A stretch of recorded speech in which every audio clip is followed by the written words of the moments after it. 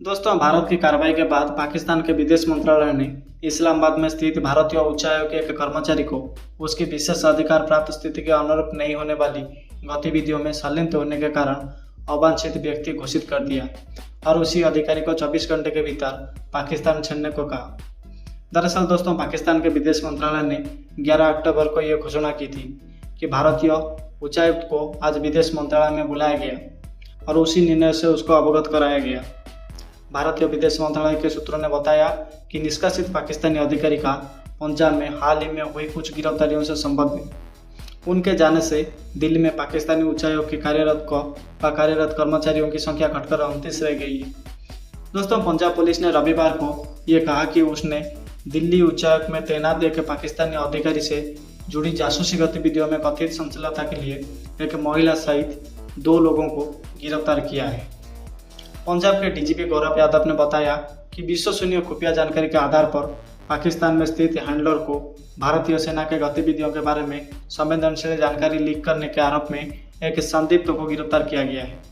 गिरफ्तार किए गए लोगों की पहचान 31 वर्षीय गुजाला और यामीन मोहम्मद के रूप में हुई है, जो मलय कोटला के रहने वाले हैं। यह घटना अमृतसर ग्रामीण पुलिस द्वारा 2 व्यक्तियों फलकेश्वर मसीहा और सूरज मसीहा को गिरफ्तार किए जाने के कुछ ही दिनों बाद हुआ है, जिन पर सेना के छावनी क्षेत्रों और एयरबेस की संवेदनशील जानकारी और तस्वीरें पाकिस्तान की खुफिया एजेंसी को लीक करने में कथित भूमिका का आरोप है। भारत ने इससे पहले नई दिल्ली में स्थित अपने उच्चायोग से 25 पाकिस्तानी राजनयिकों और अधिकारियों को निष्कासित कर दिया था, जिससे उनकी संख्या 50 वर्ष से घटकर 30 रह गई थी। दिल्ली द्वारा निष्कासित किए गए लोगों में पाकिस्तान की सेना, नौसेना और वायुसेना के अधिकारी भी शामिल थे। भारत ने इस्लामाबाद में स्थित अपने उच्चायोग से 25 राजनयिकों को भी वापस बुला लिया। ये 22 अप्रैल को पहलगाम आतंकी हमले के बाद भारत द्वारा उठाए गए कूटनीतिक जवाबी कदमों की श्रृंखला का हिस्सा था। इंडियन एक्सप्रेस को मिली जानकारी के अनुसार भारत और पाकिस्तान बुधवार तक सीमा पर तैनात सैनिकों की संख्या कम करने तौर तरीके पर योजनाओं का आदान प्रदान कर सकते हैं। इसमें सैनिकों, उपकरणों और प्लेटफॉर्म को भी जो ऑपरेशन सिंदूर के दौरान तैनात किए गए थे, दोनों पक्षों की अग्रिम सुरक्षा से अप्रैल से पहले के स्थानों पर ले जाना शामिल है। सरकारी सूत्रों ने बताया कि यह प्रस्ताव सोमवार शाम भारत और पाकिस्तान के सैन्य अभियान महानिदेशक DGMO के बीच दूसरे दौर के बाद में शामिल किया गया है। ये स्पष्ट नहीं है कि अगली वार्ता DGMO के बीच होगी या संबंधित संवेदनशील के नामित अधिकारियों के बीच होगी। दोस्तों, किसी भी प्रकार के हवाई उल्लंघन पर रोक लगाने पर भी चर्चा की गई। साथ ही साथ सीमा सुरक्षा बल के एक जवान और एक पाकिस्तानी रेंजर के बीच आदान प्रदान पर भी चर्चा की गई, जो अनजाने में एक दूसरे के क्षेत्र में प्रवेश कर गए थे।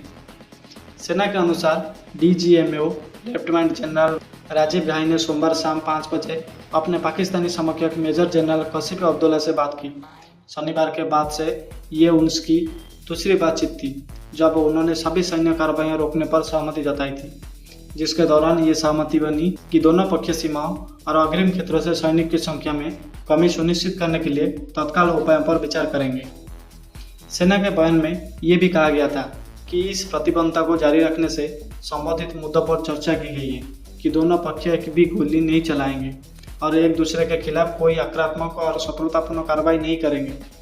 दोस्तों, सूत्रों के अनुसार इसी बात पर चर्चा हुई कि इन बिंदुओं के लागू होने के बाद दोनों पक्ष 2021 में नए सिर से किए गए युद्ध विराम का पालन करेंगे, जिस पर दोनों पक्षों ने सहमति जताई थी। 25 फरवरी 2021 को दोनों देशों के DGMO ने अपनी स्थापित हेडलाइन पर चर्चा के बाद सभी समझौता सहमतियों की सख्ती से पालन करने और नियंत्रण रेखा और अन्य सभी क्षेत्रों में युद्ध विराम लागू करने पर सहमति व्यक्त की, जो कि 24 और 25 फरवरी यानी कि 2021 की मध्यरात्रि से प्रभावी होगा। वर्ष 2021 में नए सिरे से संघर्ष विराम लागू किया गया, जो नियंत्रण रेखा पर वर्षों से बढ़ते तनाव और नियमित संघर्ष विराम उल्लंघन के बाद किया गया था। सेना के अनुसार पहलगाम आतंकी हमले के बाद भारत द्वारा जवाबी कार्रवाई का वादा किए जाने के तुरंत बाद ही पाकिस्तान द्वारा छोटे हथियारों का इस्तेमाल करते हुए नियंत्रण रेखा पर लगातार संघर्ष विराम का उल्लंघन शुरू हो गया था। समझा जाता है कि भारतीय पक्ष ने नियंत्रण रेखा पर बिना उकसावे के गोलीबारी करने पर पाकिस्तानी को चेतावनी दी थी। जब भारत ने 7 मई की सुबह ऑपरेशन सिंदूर शुरू किया तो ये भारी गोलीबारी में बदल गया और तब तक जारी रहा जब तक दोनों पक्ष डीजीएमओ के बीच पहली वार्ता में सभी क्षेत्रों में गोलीबारी बंद करने पर सहमत नहीं हो गई। हालांकि दोस्तों एलओसी के पास कुछ इलाकों में मामूली गोलीबारी की खबर आई है, लेकिन सेना ने कहा कि रविवार की रात जम्मू कश्मीर और अंतर्राष्ट्रीय सीमा के पास अन्य इलाकों में काफ़ी हद तक शांतिपूर्ण रहे। सेना ने कहा कि किसी घटना की सूचना नहीं मिली। हाल के दिनों में ये पहली शांत रात रही। हालांकि देश के विभिन्न भागों में छोटे ड्रोन के झुंड द्वारा हवाई अतिक्रमण जारी रहा, संभवतः निगरानी के उद्देश्य से। सोमवार को सेना ने कहा कि जम्मू कश्मीर के सांबा के पास कुछ संदिग्ध ड्रोन पर कार्रवाई की गई। दोस्तों, इसी बीच अमेरिका राष्ट्रपति डोनाल्ड ट्रंप द्वारा परमाणु संघर्ष को रोकने में मध्यस्थता का श्रेय लेने, कश्मीर पर समाधान के लिए काम करने की पेशकश करने और ये कहने के साथ कि यदि भारत और पाकिस्तान शत्रुता समाप्त करते हैं तो अमेरिका दोनों के साथ बहुत सारा व्यापार करेगा। भारत ने मंगलवार को प्रत्येक बिंदु पर तीखे शब्दों में खंडन किया है। नई दिल्ली ने मध्यस्थता से इनकार करते हुए कहा कि एकमात्र लंबित मामला जो कि पाकिस्तान द्वारा अवैध रूप से कब्जाए गए क्षेत्रों को खाली करना है। इसने कहा कि अमेरिका के साथ चर्चा में व्यापार का मुद्दा कभी नहीं आया। इसी बात पर जोर दिया गया कि भारत परमाणु ब्लैकमेल के आगे नहीं झुकेगा और इसी बात को पुष्ट करने के लिए बातचीत का कालानुक्रमिक विवरण दिया गया कि ये पाकिस्तानी था जिसने भारतीय सेना द्वारा प्रमुख पाकिस्तानी वायुसेना ठिकानों पर अत्यंत प्रभावी हमले के बाद सैन्य कार्रवाई रोकने की दिशा में कदम बढ़ाया था। शनिवार को ट्रंप द्वारा विभिन्न मुद्दों पर किए गए दावों के बाद दिल्ली का सबसे कड़ा जवाब है तथा इससे भारत पाकिस्तान की राजनीति और शत्रुता में ट्रंप के हस्तक्षेप से उसकी असहजता स्पष्ट हो जाती है। जुलाई 2019 में अपने पहले कार्यकाल में ट्रंप ने यह दावा किया था कि प्रधानमंत्री नरेंद्र मोदी ने उनसे कश्मीर पर मध्यस्थता करने के लिए कहा था। तब नई दिल्ली ने उसे दावे का खंडन किया था, जिसके बाद ट्रंप ने मध्यस्थता की पेशकश से पीछे हटते हुए कहा कि ये केवल तभी हस्तक्षेप करेंगे जब दोनों देश कहेंगे। वाशिंगटन सुंदर द्वारा अपनाया गया एक मानक सूत्रीकरण, जो कि हालांकि इसी बार जवाबी कार्रवाई का लहजा और रुख ज़्यादा आक्रामक है और ये तब हुआ है जब दोनों देश जुलाई की शुरुआत तक सार्वभौमिक टैरिफ पर 90 दिनों की रोक के बीच द्विपक्षीय व्यापार समझौता पर बातचीत कर रहे हैं। दोस्तों, अमेरिका भारत को रक्षा बिक्री बढ़ाने का भी इच्छुक है, जिसमें F-35 लड़ाकू विमान की पेशकश भी शामिल है, जिस पर फरवरी में मोदी की वाशिंगटन यात्रा के दौरान चर्चा हुई थी। रिकॉर्ड के लिए ट्रूथ सोशल पर पोस्ट और सार्वजनिक टिप्पणियों में शनिवार को ट्रंप ने कश्मीर पर समाधान के लिए भारत और पाकिस्तान के साथ काम करने की पेशकश की। साथ ही साथ संघर्ष को रोकने के ऐतिहासिक और वीर निर्णय पर पहुंचने में दोनों देशों की मदद करने के लिए वाशिंगटन को श्रेय दिया। सोमवार को उन्होंने अपने दावे को दोहराया था और कहा कि उनके प्रशासन ने एक परमाणु संघर्ष को रोका है और कहा कि लाखों लोग मर सकते थे और दावा किया कि उन्होंने भारत और पाकिस्तान से कहा था कि यदि वो शत्रुता समाप्त कर दें तो अमेरिका उनके साथ बहुत सारा व्यापार करेगा। दरअसल दोस्तों, कश्मीर पर ट्रंप की टिप्पणियों पर प्रतिक्रिया देते हुए विदेश मंत्रालय के आधिकारिक प्रवक्ता रणबीर जायसवाल ने मंगलवार को कहा कि हमारा लंबे समय से राष्ट्रीय रुख रहा है कि भारतीय केंद्र शासित प्रदेश जम्मू एवं कश्मीर उससे संबंधित किसी भी मुद्दे को भारत और पाकिस्तान को द्विपक्षीय रूप से हल करना होगा। ये घोषित नीति नहीं बदली है। जैसा कि आप जानते हैं, लंबित मामला पाकिस्तान द्वारा अवैध रूप से कब्जाए गए भारतीय क्षेत्रों को खाली करना है। कार्रवाई रोके जाने और मध्यस्थता के दावों पर विदेश मंत्रालय के प्रवक्ता ने घटनाक्रम का ब्यौरा दिया। दोनों देशों के डीजीएमओ के बीच 10 मई 2025 को 3:35 शुरू होने वाली फोन कॉल पर सहमति को विशिष्ट तिथि, समय और शब्दावली तय की गई। इसी कॉल के लिए विदेश मंत्रालय को पाकिस्तानी उच्चायुक्त से 12:37 में यानी कि 10 मई को अनुरोध प्राप्त हुआ। तकनीकी कारण से पाकिस्तानी पक्ष को भारतीय पक्ष से हॉटलाइन कनेक्ट करने में शुरुआती मुश्किलें आई। उसके बाद 3:35 में भारतीय डीजीएमओ की उपलब्धता के आधार पर उस समय तय किया गया। उन्होंने कहा कि आप निश्चित रूप से इसी बात की सराहना करेंगे कि 10 तारीख की सुबह हमने पाकिस्तानी वायुसेना के प्रमुख ठिकानों पर बेहद प्रभावी हमला किया था। यही कारण था कि वो अब गोलीबारी और सैन्य कार्रवाई रोकने को तैयार थे। मैं स्पष्ट कर दूं, यह भारतीय हथियारों की ताकत थी जिसने पाकिस्तान को अपनी गोलीबारी रोकने के लिए मजबूर किया। उन्होंने भारत की सैन्य और तकनीक श्रेष्ठता को रेखांकित करते हुए कहा कि उन्होंने 8 सैन्य ठिकानों को निशाना बनाया। उन्होंने कहा कि जहां तक दूसरे देशों के साथ बातचीत का सवाल है, भारत का संदेश स्पष्ट और सुसंगत था और बिल्कुल वही संदेश जो हम सार्वजनिक मोर्चों से दे रहे थे वही निजी बातचीत में भी दिया गया। ये था कि भारत 22 अप्रैल को पहलगाम में हुए आतंकवादी हमले का जवाब आतंकवादी ढांचे को निशाना बनाकर दे रहा था। हालांकि दोस्तों, अगर पाकिस्तानी सशस्त्र बल गोलीबारी करते हैं तो भारतीय सशस्त्र बल जवाबी गोलीबारी करेंगे। अगर पाकिस्तान रुकता है तो भारत भी रुक जाएगा। ऑपरेशन सिंदूर की शुरुआत के समय भी यही संदेश पाकिस्तानी पक्ष को दिया गया था, जिस पर उस समय पाकिस्तानी पक्ष ने ध्यान नहीं दिया।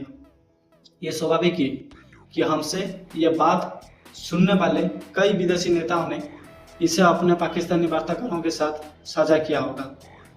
ट्रंप द्वारा परमाणु युद्ध के अटकल पर विदेश मंत्रालय के प्रवक्ता जायसवाल ने कहा, सैन्य कार्रवाई पूरी तरह से पारंपरिक क्षेत्र में थी। कुछ रिपोर्ट्स थी कि पाकिस्तान की नेशनल कमांड अथॉरिटी 10 मई को बैठक करेगी, लेकिन बाद में उन्होंने इसका खंडन किया। पाकिस्तान के विदेश मंत्री ने खुद रिकॉर्ड पर परमाणु हमले की बात से इनकार किया है।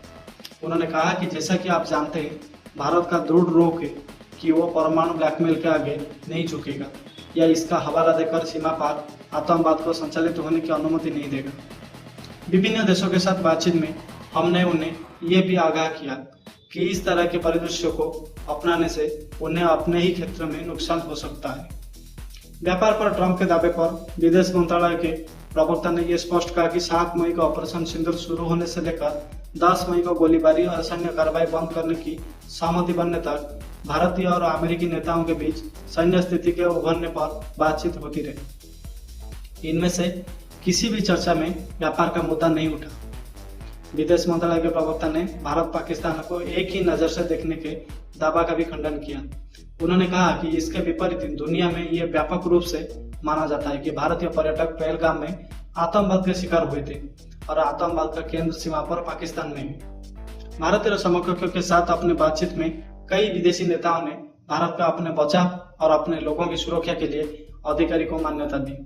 मैं आपका ध्यान रखना चाहता हूं कि 25 अप्रैल के संयुक्त राष्ट्र सुरक्षा परिषद के प्रेस वक्तव्य की ओर से आकर्षित करना चाहता हूं, जिसमें कहा गया था कि आतंकवाद के इस निंदनीय कृत्य के अपराधियों को, आयोजकों को, वित्तपोषकों को और प्रायोजकों को जवाबदेह ठहराने और उन्हें न्याय के कटघरे में लाने की आवश्यकता है। उन्होंने इसी बात पर जोर दिया कि इन हत्याओं के लिए जिम्मेदार लोगों को जवाबदेह ठहराया जाना चाहिए। जायसवाल ने दोहराया कि भारत का रुख शुरू से ही स्पष्ट और सुसंगत रहा है। हम पाकिस्तान से संचालित आतंकवादी ढांचे को निशाना बनाएंगे। अगर पाकिस्तानी सेना बाहर रहती है तो कोई समस्या नहीं होती। अगर वो हम पर गोलीबारी करते तो हम उचित जवाब देते। 9 मई की रात पाकिस्तान भारत को बड़े हमले की धमकी दे रहा था।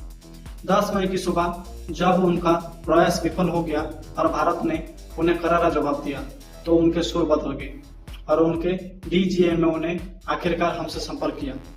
यह संक्षेप में कि भारत की स्थिति वही रही कि 10 मई की सुबह पाकिस्तान की स्थिति बदल गई जब उसके हवाई ठिकानों को प्रभावी रूप से कार्रवाई से बाहर कर दिया गया। आपके पास ये देखना है कि गोलीबारी बंद करने की शर्तों पर बातचीत करने के लिए किसने किससे बात की। ये जायसवाल ने कहा। उन्होंने ये भी कहा कि वैसे आप सभी जानते हैं कि सैटेलाइट तस्वीरें व्यावसायिक रूप से उपलब्ध है। मैं आपसे आग्रह करता हूं कि आप उन जगहों को देखें जिन पर पाकिस्तान ने हमला करने का दावा किया है। इसकी तुलना उन जगहों से करें जिन्हें हमने सफलतापूर्वक निशाना बनाया और ये नष्ट कर दिया। इससे आपको एक स्पष्ट तस्वीर मिलेगी। दोस्तों, 9 मई की रात, जो कि 9 मई की रात को अमेरिकी उपराष्ट्रपति जेडी वेंस ने प्रधानमंत्री मोदी को फोन किया, जिन्होंने उन्हें बताया कि भारत की जवाबी कार्रवाई बड़ी गहरी और कठोर होगी। और 10 मई को पाकिस्तान ने 26 स्थानों पर हमला किया। भारत ने जवाब में 5 सैन्य ठिकानों पर हमला किया। 10 मई की सुबह पाक सेना प्रमुख जनरल आसिम मुनीर ने अमेरिका विदेश मंत्री मार्को रूबियो से बात की, जिन्होंने विदेश मंत्री एस जयशंकर को फोन किया। और 10 मई दोपहर 12:37 पाक उच्चायुक्त ने भारत और डीजीएमओ से बात करने के प्रयास किया। 3:35 भारत और पाक डीजीएमओ ने बातचीत की और 5:30 से सैन्य कार्रवाई और गोलीबारी रोकने पर सहमति जताई। 7:25 कार्बन मृदुकरण की घोषणा और सन 5:30 बजे विदेश सचिव विक्रम सिंह ने विराम की घोषणा की। दोस्तों, इसी बीच आधिकारिक सूत्रों ने मंगलवार को ये बताया कि भारत द्वारा पाकिस्तान के 1 दर्जन से अधिक सैन्य ठिकानों पर किए गए सटीक हमलों में पाकिस्तानी वायुसेना के लगभग 20% बुनियादी ढांचे और कई लड़ाकू विमान नष्ट हो गए। सूत्रों ने बताया कि भारतीय सैन्य प्रतिष्ठान और नागरिक क्षेत्रों पर सशस्त्र ड्रोन और मिसाइल से हमला करने के पाकिस्तानी प्रयासों के जवाब में ये हमले किए गए, जिनमें सरगोदा और भोलारी ये जैसे प्रमुख गोला बारूद डिपो और हवाई ठिकानों को निशाना बनाया गया, जहां पाकिस्तानी वायुसेना के F-16 और J-17 लड़ाकू विमान तैनात थे। सिंध के जमशोर जिले में भोलारी एयरबेस पर हुए हमले से स्क्वाड्रन लीडर सलमान यूसुफ और 4 वायुसैनिक समेत 50 से ज़्यादा लोग मारे गए। सूत्रों ने बताया कि हमले में कई पाकिस्तानी वायुसेना के लड़ाकू विमान नष्ट हो गए। ऑपरेशन सिंदूर के दौरान जवाबी हमलों के हिस्से के रूप में भारत ने चकलाला में नूर खान, शोरकोटे में रफीपी, चकवाल में मुरीद, सुकुर, सियालकोट, पसरूर, चुनियान, सरगोदा, स्कोंड, भोलारी और जेकोबाबाद के सैन्य प्रतिष्ठान और हवाई अड्डों को निशाना बनाया गया। हमले से पहले और बाद की उपग्रह तस्वीर से जेकोबाबाद स्थित शाहबाज एयरबेस पर जो विनाश हुए उसका स्तर पता चला। सूत्रों ने बताया कि नियंत्रण रेखा पर भारतीय सेना की जवाबी कार्रवाई में कई आतंकवादी बंकर और पाकिस्तानी सेना के ठिकाने नष्ट हो गए। भारतीय सैन्य कमांडर ने पहले ही कहा था कि भारी गोलीबारी में नियंत्रण रेखा पर पाकिस्तानी सेना ने 35 से 40 कर्मियों को खो दिया और PAF ने कुछ विमान भी खो दिए। सोमवार को सशस्त्र बलों ने पाकिस्तानी हवाई ठिकानों को हुए नुकसान और विभिन्न पाकिस्तानी ड्रोन और मिसाइलों के दृश्य साक्ष्य जारी किए, जिन्हें भारतीय वायु रक्षा प्रणालियों द्वारा सफलतापूर्वक रोककर नष्ट कर दिया गया। मंगलवार को रक्षा खुफिया एजेंसी के महानिदेशक लेफ्टिनेंट जनरल DS राणा ने 70 देशों के बीच व देश विदेश सेवाओं अताशों को ऑपरेशन सिंदूर के सफल संचालन बारे में जानकारी दी है। एक्स पर एक पोस्ट में मुख्यालय IDAS ने कहा कि लेफ्टिनेंट जनरल राणा ने यह पुष्टि किए गए आतंकवाद के संबंध वाले लक्ष्यों के चयन के लिए योजना प्रक्रिया पर विस्तार से बताया और भारतीय सशस्त्र बलों द्वारा अपने सैन्य उद्देश्यों को प्राप्त करने के लिए एकीकृत सटीक और त्वरित प्रतिक्रिया पर प्रकाश डाला, जिसे बहुडोमेन ऑपरेशन के माध्यम से निष्पादित किया गया। इसमें कहा गया है कि ऑपरेशन सिंदूर में संयोजकता और एकीकरण के माध्यम से समन्वित जल अनुप्रयोग को स्वदेशी गतिज बल गुणकों की युद्ध प्रभावशाली के साथ प्रदर्शित किया गया, जिसे FSA उसके समक्ष प्रदर्शित किया गया, जबकि अंतरिक्ष, साइबर और इलेक्ट्रॉनिक युद्ध के गैर गतिज क्षेत्रों में भारतीय सशस्त्र बलों की तकनीक श्रेष्ठता पर प्रकाश डाला गया। लेफ्टिनेंट जनरल राणा ने पाकिस्तान द्वारा भारत विरोधी गलत सूचना अभियान और क्षेत्रीय शांति एवं स्थिरता पर इसके प्रभाव पर भी बात की। IDAS ने कहा कि भारत के संपूर्ण राष्ट्र दृष्टिकोण के तौर तरीके पर भी प्रकाश डाला गया, जिसने झूठे आख्यान का प्रभावी ढंग से और तेजी से मुकाबला किया।